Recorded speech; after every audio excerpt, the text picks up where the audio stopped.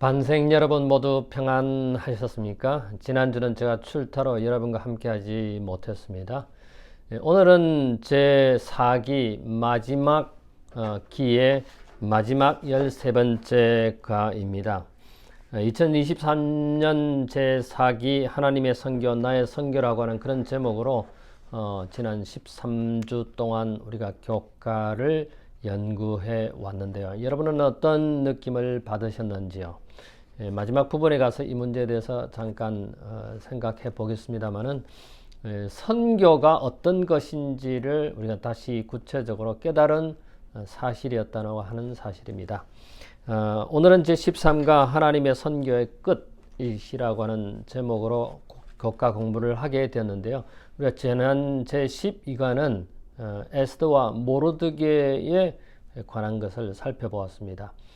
에스더와 모르드게의 그 교과 공부 내용은 이방 문화에서 우리가 어떻게 선교를 할 것인지에 대해서 살펴보았습니다. 에스더는 왕국에 들어가서 왕비가 되어서 어떻게 하면은 하나님의 복음을 어떻게 하면은 당신의 민족을 살릴 수 있을 것인가, 그런 위험을 무릅쓰고 죽으면 죽으리라고 하는 그런 마음으로 금식하며 기도하여 유대 민족을 살려내는 위대한 일을 하였고, 모르드게는 고위 관리로서 다른 문화, 즉 유대 문화가 아닌 이방 문화에서, 이방 나라에서 그가 충절을, 하나님께 대한 충절, 또 자기의 절개를 버리지 아니하고 그도 목숨을 내놓은 그런 상황에서 결코 변절되지 않는 그런 원칙을 가진 모르드게였습니다.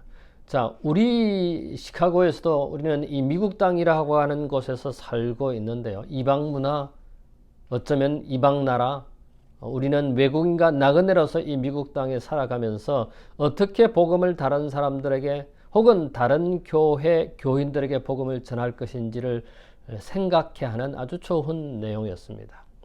자, 오늘은 마지막 제13가로서 선교의 끝입니다. 이 선교의 끝은 요한계시록, 성경의 맨 마지막 책 요한계시록의 핵심적인 부분을 가지고 어떻게 하면 우리가 선교를 마칠 수 있을 것인지, 그 마지막 부분에 대해서 살펴보도록 하겠습니다. 오늘 기억절 말씀은 베드로후서 3장 11절과 12절입니다. 모든 것이 이렇게 풀어지리니 너희가 어떠한 사람이 되어야 마땅하냐?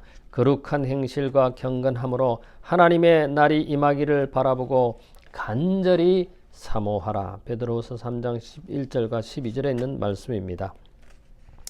우리가 선교의 끝에 대해서 살펴보겠는데요. 성경의 맨 마지막 책인 요한계시록을 가지고 그 요한계시록이 우리에게 무엇을 알려주고 있으며, 또 이 요한계시록의 핵심적인 부분이 무엇이며 이 요한계시록의 선교와 어떤 관련이 있는지를 살펴보도록 하겠습니다.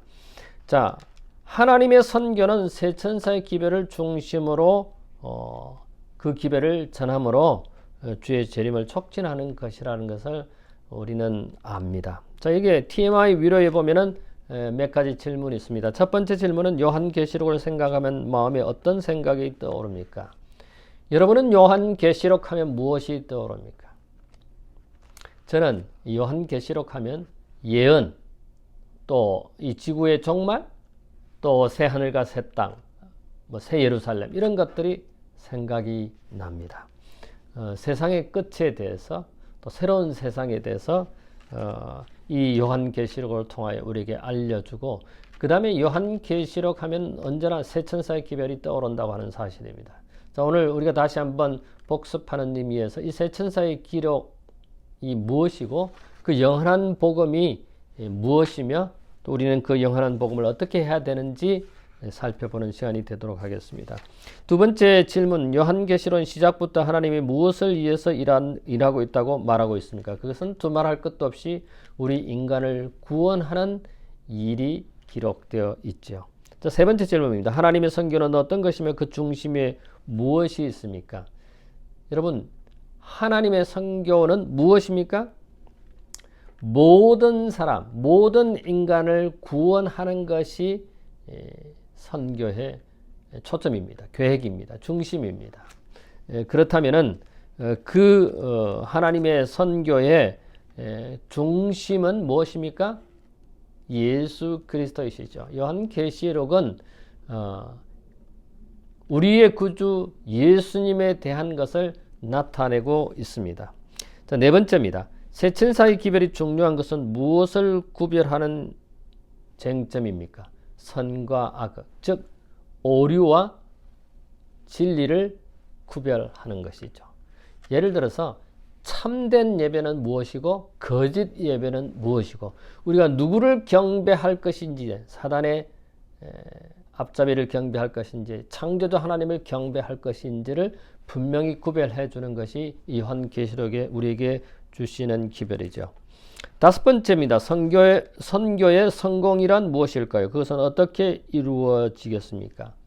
여러분, 심는 자가 있고 물 주는 자가 있고 성장하는 이가 있다고 기록하고 있죠. 우리가 하는 일은 심는 것이고 물 주는 것이지만은 성장하고 추수는 하나님의 것이죠.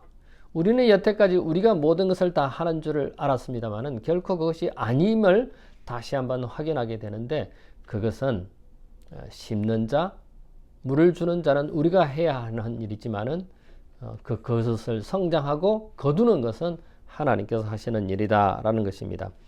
하나님께 속한 일이지만 우리가 그리스도의 재림을 촉진할 수 있습니까? 선교는 하나님께서 하시는 것이라고 하는데 우리가 그것을 할 수 있습니까? 우리는 하나님의 그 선교에 협력하는 자로서 우리가 선교, 전도할 수 있다고 하는 것입니다.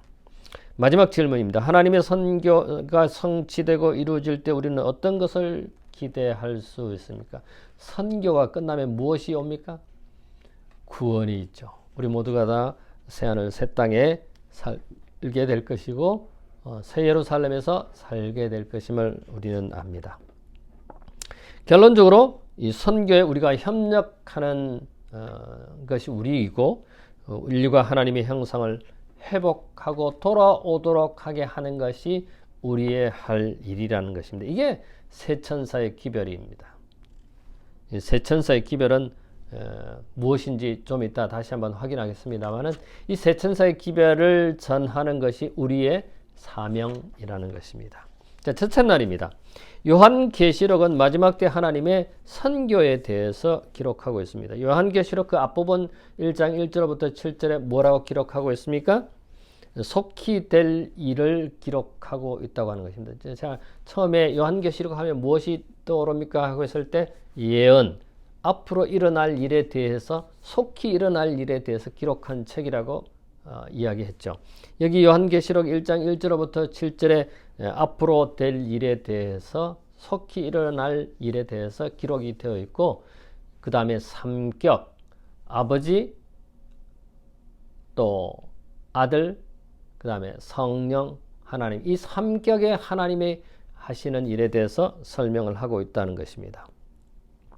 요한계시록의 마지막 때 하나님의 선교에 초점을 맞추고 있다는 근거를 어떻게 발견할 수 있습니까? 예수님의 희생, 예수님의 보혈, 예수님의 속죄에 관한 말이 기록되어 있는데 이것이 선교의 기초가 되는 것입니다. 예수 그리스도께서 이 땅에 오시고 그분이 피 흘려 돌아가시고 우리를 위해서 죽으신 그것에 다시 오실 예수님에 대해서 전하는 것이 이게 기별, 선교의 기별, 선교의 초점이라고 하는 사실입니다. 선교의 내용이라고 하는 사실입니다. 우리가 잘 알듯이 아버지 하나님께서 아들 예수님께서 성령 하나님께서 함께 일하셔서 이 일을 이루신다고 하는 사실입니다. 결국은 사단이 자기의 왕국을 건설하고 자기의 마음대로 하기를 원하는 이 지구가 그의 뜻대로 되지 않냐고 사단의 계획이 실패로 돌아가는 것을 우리는 너무나 잘 압니다. 하나님은 사단을 정복하신 것뿐만 아니라 창조주께서 흘리신 보혈로 우리의 죄와 수치를 씻어 주신다는 것입니다. 요한계시록 1장 6절에 보면 아버지 하나님에 대해서 나라와 제사장을 삼으신 내용이 나오고 베드로전서 2장 9절에 보면은 우리를 뭘로 삼으십니까? 택하신 족속, 그 다음에 왕같은 제사장, 그 다음에 거룩한 나라로 그의 백성을 삼으시는 내용이 기록되어 있습니다. 하나님의 선교의 초점은 단순히 멸망하는 사람들을 하나님께로 인도하는, 안전한 곳으로 인도하는 것뿐만 아니라 그 다음에 중요한 것은 하나님의 형상을 회복시키는 것. 우리가 일반적으로 이것을 교육이라고 합니다만은 우리가 해야 할 일은 멸망에 가는 사람들, 하나님의 형상을 잃어버린 그들을 하나님의 형상으로 회복하는 것이고, 그 다음에 세 번째, 새롭고 존귀한 지위를 우리에게 주어지는 것이죠. 왕 같은 제사장. 이게 우리가 왕이 되는 것이고 왕족이 되는 것이고 그런 혈연 관계로 맺어진다고 하는 사실을 우리는 확인하게 됩니다. 뿐만 아니라 우리는 왕족으로서, 제사장으로서 다른 사람을, 다른 인간을 구원시키는 하나님의 선교에 참여한다고 하는 사실입니다. 참여입니다. 협력하는 것입니다. 그래서 우리가 제사장으로서, 왕 같은 왕족으로서 다른 사람들을 돕는다고 하는 것입니다. 제사장 된 우리의 사명이 바로 다른 사람들을 하나님께로 돌아오게 하는 것이 우리의 할 일인 것입니다. 그리스도를 따르는 자의 사명은 여기 교회정원 사권 80페이지에 지상의 거민들에게 진리를 전하고 죄와 무관심으로부터 그들을 구원해내는 것이 그리스도를 따르는 사람들의 사명이라는 것입니다. 둘째 날에 세천사의 기별과 선교입니다. 그러면 요한계시록의 핵심적인 부분은 바로 이 세천사의 기별인데, 요한계시록에 나오는 세천사의 기별은 어디에 있습니까? 요한계시록 14장 6절로부터 13절, 일반적으로 12절까지 나오는데 13절까지 있죠. 거기에 내용은 뭡니까? 세천사의 기별은 영원한 복음인데, 그 영원한 복음은 첫 번째, 바벨론 포도주를 마시지 말라는 것이고, 두 번째는 짐승의 표를 받지 말라는 것이고, 세 번째는 우상에게 경배하지 말라는 것입니다. 우리가 생명의 주 창조주 하나님을 경배하라고 하는 것이 세천사의 기별의 핵심입니다.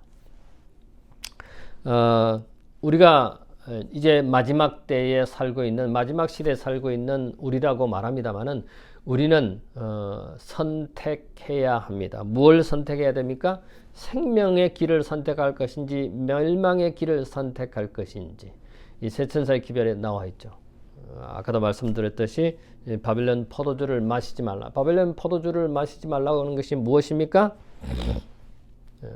이교에 물들지 않는 것입니다. 그 다음에 짐승의 표를 받지 말라고 하는 것은 무엇입니까? 주일 대신에 안식일을 지키는 것이 짐승의 표를 받지 않는 것이고, 그 다음에 우상에게 절하지 말라고 하는 것이 뭡니까? 우상을 경배하지 말라고 하는 것은 사단의 주장하는 그곳에 경배하지 말라고 하는 것입니다. 즉 창조주 하나님, 생명의 하나님을 경배하라고 하는 것입니다. 자, 예수님은 세천사의 기별 가운데 우리의 사명을 어떻게 분명히 밝고 계시는가? 하나님의 계명과 예수의 계명을 지키는 자, 요한계시록 14장 12절에 분명히 나와 있지요. 자, 세천사의 기별은 제7일 안식 예수 재림교에서 아주 핵심적인 기별입니다. 근데 그 세천사의 기별의 영원한 복음에 대해서 이야기하고 있는데, 그 영원한 복음은 뭡니까? 하나님의 계명을, 하나님의 말씀대로 창조주 하나님을 경배하라는 것입니다. 그래서 창조주 경배는 예수의 믿음을 가진 자들이 하는 것이지요. 그런데 누가복음 11장 23절에 보면 나와 함께하지 않는 자는 나를 반대하는 자라고 말씀하시는데, 이게 무슨 의미입니까? 나와 함께하지 아니하는 자는 반대하는 것이고, 또 하나님의 말씀을 전하지 않는 것은 오히려 해하는 것이라고 말씀하고 있습니다. 이것은 하나님의 그 영원한 복음을 선포하고 그 말씀대로, 계명대로 따르는 것이 우리가 해야 할 일이지요. 근데 그렇게 하지 아니할 때는 하나님과 함께하지 아니하는 것이요, 선교하지 아니하는 것은 해를 끼치는 것이라고 성경은 우리에게 말하고 있습니다. 창조주 하나님을 경배하라고 하는 것은 주일, 사람이 만든 주일을 경배하는 것, 주일에 경배하는 것이 아니라 하나님께서 명령하신 법으로 만드신, 또 성경에서 말씀하고 계시는 안식일, 제7일 토요일에 하나님을 경배하는 것입니다. 두 번째로는 바벨론의 진노의 포도주를 마시게 되는 것에 대해서 경고하고 있습니다. 생명의 주, 부활의 주를 경배하는 것이지 영혼이 불멸한다고 하는 그런 사상을 가진 대상을 경배하는 것이 아님을 우리는 너무나 잘 압니다. 새 천사의 기별이 영원한 복음이 무엇인지를 우리가 확인했습니다. 자, 마지막 위기 때 나라와 족속과 방언과 영원한 사람들에게 영원한 기별을 전하는 모든 백성들에게 전하는 이 기별, 새 천사의 기별이 현대 진리라고 하는 사실입니다. 오늘 우리가 전해야 할 분명한 진리가 바로 이 현대 진리, 모든 나라와 족속과 방언과 백성에게 전할 새 천사의 기별인 것입니다. 자, 요한일서 4장 8절, 베드로후서 3장 9절, 디모데전서 2장 4절, 창세기 12장 3절에 보면은 하나님께서 이 사람들을 소중하게 여기시는 이유는 무엇입니까? 아무도 멸망당하지 않고 회개하고 생명의 주님께로 돌아오게 하는 것이, 즉 인류를 구원시키려고 하는 하나님의 목적인 것입니다. 예수님께서 재림하실 때는 명백히 구분되는 두 개의 진영만 존재할 것이라고 하는데 그게 요한계시록 13장과 17장이 있는데, 하나는 정치적, 종교적 제도하에 사단의 권위에 복종하는 사람들이 있을 것이고, 두 번째로는 그리스도께 온전히 순종하는 사람들, 즉 하나님의 계명을 지키는 사람들과 두 부류로 나눠질 것이라고 하는 사실입니다. 사실 아담의 씨는 생명이 없습니다. 그래서 예수님께서 잉태된 것도 사람의 씨가 아닌 성령으로 잉태되어서 이 땅에 태어나셨습니다. 그래서 예수님은 아담 대신에 죽으셨고 그 예수님을 믿음으로 말미암아 구원을 얻는 것입니다. 우리가 믿음으로 말미암는 구원이라고 말하는데 사실 중요한 단어가 하나 빠져 있습니다. 믿음으로 말미암는 구원인데 뭘 믿는 거냐 하는 것입니다. 예수 그리스도를 믿는 그 믿음으로 말미암아 구원에 이른다라고 하는 사실입니다. 이 땅에 오신 그리스도께서 오직 당신을 위해서 죽으셨다고 하는 사실을 생각해 봅시다. 나를 사랑하사 나를 위하여 자기 자신을 버리신 하나님의 아들이심을 생각할 때 우리는 감격하지 않을 수 없습니다.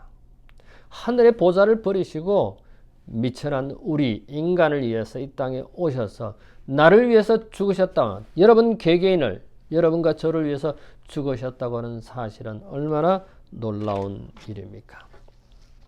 자, 마지막 위기가 이제 벗어나서 넷째 날에 선교의 성공입니다. 선교의 성공이라는 것이 어떤 것입니까?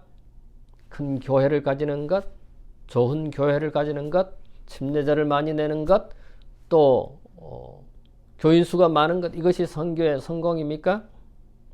아까 우리가 고린도전서 3장 6절에 이야기가 있는 사도 바울의 말을 생각해 볼 때 나는 심었고 아볼로는 물을 주었고 하나님께서는 자라나게 하셨다고 하는 사실입니다. 우리가 선교에 동참, 선교에 협력한다고 하는 사실을 우리가 이 교과를 통해서 확인했다면 우리는 하나님의 선교에 동참하는 것이고 협력하는 것입니다. 그 추수, 성장하는 것은 하나님의 몫이라고 하는 사실입니다. 자, 여기에 예수님을 따르는 사람들의 성품에 대해서 고린도후서 11장, 이사야 30장, 요한복음 10장, 16장, 데살로니가후서 2장, 히브리서 3장, 요한일서 1장, 요한계시록 7장, 19장, 이런 것들을 무엇을 나타내는 것입니까? 정결한 그리스도에게 이르는 정결한 사람들에 대해서, 정결함에 대해서 여러분, 이 정결한다고 하는 것은 고린도후서 11장 2절에 순결한 처녀라고 기록을 했는데 이 말은 무엇을 의미합니까? 몇 가지를 생각해 본다면 다른 사람들을 돕기 위한 선교 사역에 동참하는 것이 순결한 처녀라고 하는 것입니다. 정결한 사람이라는 것입니다. 두 번째로는 속임수가 없는 사람들. 세 번째로는 그들의 믿음을 약하게 하는 의심, 거짓 가르침, 부도덕에 이끌려 길을 잃지 않는 사람들입니다. 또 네 번째는 자신이 다른 사람보다 도덕적으로 우월하다고 느끼지도 않는다고 하는 것입니다. 다섯 번째, 그들은 자신이 불완전하며, 여섯 번째로는 하나님을 정결케 하시는 은혜와 자비가 필요하다는 것을 인정합니다. 그 다음에 일곱 번째로 그 마음은 다른 신자들이 주는 교정과 가르침에도 열려있는 오픈 마인드를 가진 사람들인 것입니다. 그래서 선교의 성공은 이런 유형의 제자가 되는 것입니다. 우리가 이번 교과를 공부하면서 선교가 무엇인지를 확인하게 된 것입니다. 자, 여러분, 선교의 자료는 무엇입니까? 성경입니다. 성경을 가지고 다른 사람들에게 예수 그리스도의 성품을, 예수 그리스도의 아름다움을 이야기하는 것이고 그 경험을 나누는 것입니다. 다섯 번째 날입니다. 선교의 완결입니다. 요한계시록 21장 1절부터 4절에 보면 새하늘과 새 땅에 눈물이 없고 이별이 없고 슬픔이 없는 그곳에 대해서 이야기하고 있습니다. 21장 22절부터 22장 5절까지 보면은 새 예루살렘에 대해서 기록하고 있죠. 그 성 안에, 새 예루살렘 성 안에 성전에 들어가는 사람은 누가 들어가는지 기록하고 있습니다. 그것은 어떤 사람들입니까? 생명책에 기록된 사람들만 들어간다고 하는 사실입니다. 여러분, 새 하늘과 새 땅에 가고 싶습니까? 그 땅은 과연 어떤 땅일까요? 첫 번째, 사망과 죄는 사라진 땅입니다. 두 번째, 사탄과 죄악이 소멸된 땅입니다. 세 번째, 우리의 사랑하는 구주 예수 그리스도를 만나는 곳입니다.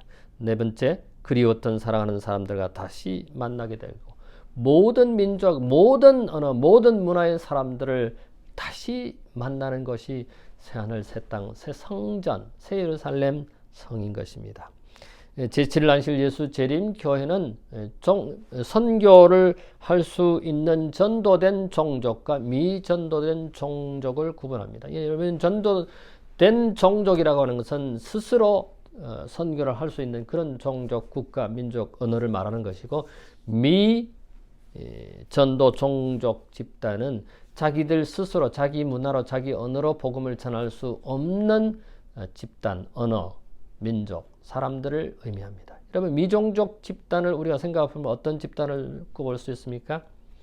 북한, 예, 맞습니다. 북한은 스스로가 복음을 전할 수 없는 그런 미종족 집단이기 때문에 남한, 즉 대한민국이 우리 한국연합회가 각 합회가 이북을, 북한을 나누어서 앞으로 통일이 되면 복음을 전할 수 있는 조직을 갖고 있고 준비하고 있습니다. 또 다른 미종족 집단을 꼽을 수 있다면 우리는 중동을 꼽을 수 있죠. 중동이 복음을 전하기가 참 어렵고 위험합니다. 이 기독교를 믿는 사람이 발견되면 즉시 사형에 처한 그런 위험한 집단, 어려운 집단인데 대통령이가 사실 이 중동의 복음을 전하려고 지난 수십 년 동안 애를 써왔지만은 성공하지 못했습니다. 그래서 중국의 복음을 전하는 한국 사람들에게 이 중동을 복음을 전하기 위해서 요청하게 되고 중국에서 복음을 전하는 한국 사람들이 지금 현재 중동에 파견이 되어서 복음을 전하고 있습니다. 저는 이 일에 대해서 참 자랑스럽게 생각합니다.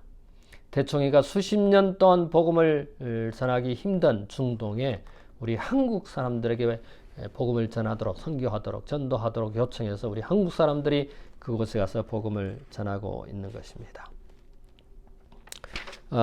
이제 여섯째 날, 마지막 날입니다. 사람들이 하나님의 재창조의 약속을 받아들이고 그 약속에 동참할 수 있도록 경고의 기별을 세상에 전하는 하나님의 선교의 금과 협력하는 것이 우리의 의무이다. 여러분, 우리가 선교의 주체가 아니라 우리는 선교의 협력자요, 동참하는 것임을 우리는 이번 이 교과를 통해서 배웠습니다. 사명의 성취는 하나님께서 처음 만드셨던 모습으로 재창조되고 복원된 새하늘과 새 땅을 그리는 것으로 절정에 달했다. 자, 여기 세 가지 핵심적인 토의 내용이 있습니다. 첫 번째, 영원한 복음이란 무엇인가? 첫 번째, 바벨론의 포도주를 마시지 말고 짐승의 표를 받지 말고 그 다음에 우상에게 절하지 말라. 즉 창조주 하나님, 생명의 하나님께 경배하라고 하는 것이 영원한 복음, 세천사의 기별의 핵심입니다.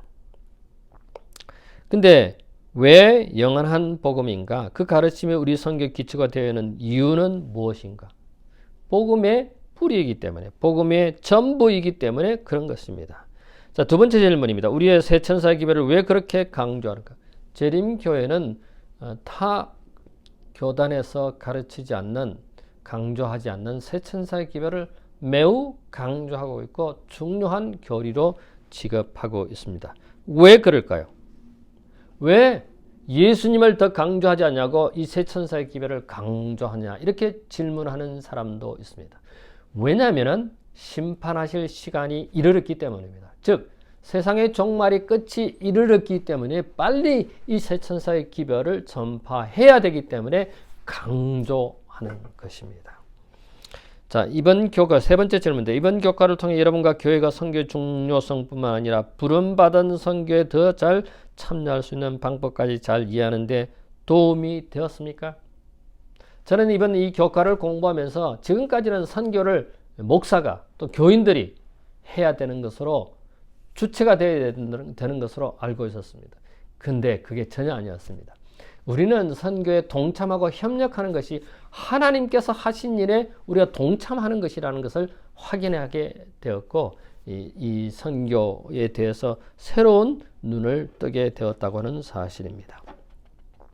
자, 오늘은 심판의 종말이 다가온 이 마지막 때 우리가 하나님의 선교의 끝이 무엇인지 요한계시록을 통해서 확인하게 되었습니다. 세천사의 기별이 우리가 전해야 할 기별의 중요한 핵심임을 확인했습니다. 자, 2024년 제1기 작년 교과는 시편입니다. 이 시편을 이렇게 표현하고 있죠. 하나님과 사람이 마음과 마음으로 만나는 것이다. 하나님과 사람이 마음과 마음으로 만나는 것이 이 시편이라고 하는 것입니다. 이 시편은 여기에 여러분 이제 다음 주부터 교과를 공부하게 되실 터인데, 기도이며 찬송이며 감사의 글이라는 것입니다. 여러 시대에 여러 종류의 사람들이 그들의 마음을 토로한, 즉 기도이고 찬송이고 감사라는 것입니다. 제1가는 이제 시편의 서론적인 150편까지 있는데 우리가 다 그것을 13가에서 다루지는 못하겠지만은 제1과에 있어서는 그 시편의 서론 부분을 이야기하게 되는데, 고대 이스라엘의 예배에 나타나는 이 감사와 또 찬송과 기도 내용에 대해서 우리가 살펴볼 것이고, 또 시편을 기록한 사람들이 어떤 사람들이었는지 살펴볼 것이고, 또 인생의 모든 시기, 젊은 시절부터 죽음에 이르는 그 순간까지 모든 층의 모든 시기를 위한 노래라고 하는 사실이고, 그 다음에 영감받은 기도에 대해서 또 시편의 노래에 대해서 살펴보게 될 것입니다. 사랑하는 우리 모든 반생 여러분, 이제 연말연시 모두가 평안하시고 희망찬 새해에 여러분의 계획하시고 또 꿈꾸시는 모든 것들이 주님 안에서 이루시는 복된 새해가 되기를 간절히 바랍니다. 잠깐 머리를 숙일까요? 고마우신 우리들의 하늘 아버지, 저희들이 지난 한 기 동안 선교에 대해서 저희들이 살펴보았습니다. 우리의 삶이 주님을 소개하고 주님이 다시 오심을 촉진시키는 하나님의 백성으로서 우리에게 맡겨진 모든 일을 잘 감당하는 하나님의 백성들 되도록 인도해 주시옵소서. 연말연시 우리 모든 반생들이 평안하고 새해를 맞이할 때 더 기대와 또 기쁨으로 새해를 맞이할 뿐만 아니라 복된 새해가 되도록 우리 모든 반생들에게 하늘의 은혜를 더해 주시옵소서. 감사하오며 예수님 이름으로 기도하옵나이다. 아멘.